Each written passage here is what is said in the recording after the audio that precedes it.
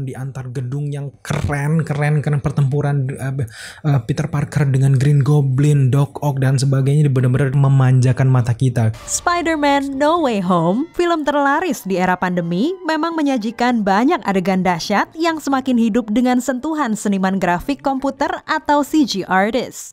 Waktu itu aku dikasih sequence dan itu kita ngerjain reveal pertama kali ya, Green Goblin waktu tanpa dia pakai topengnya sendiri. Nah di situ kita kayak bikin kostumnya itu in CG. Saya Ian, salah satu CG artist di film Spider-Man No Way Home.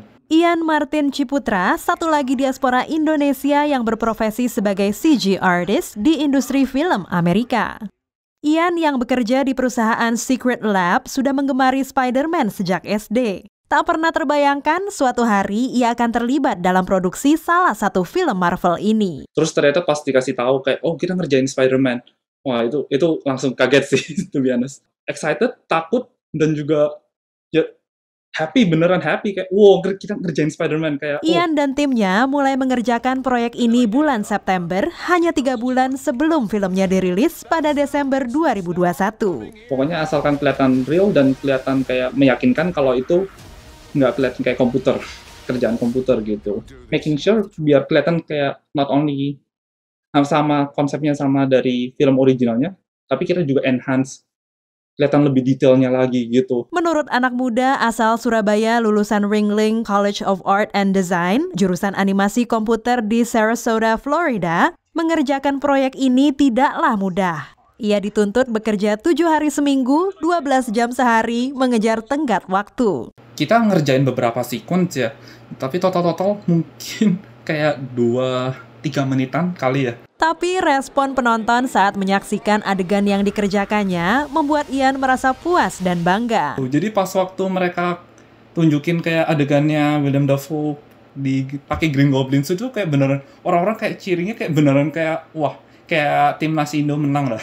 Itu nonton itu juga kayak seneng dan juga kayak aduh, apa ya, berbagai macam emosi keluar pas nonton itu. Udahlah, it's all worth it gitu.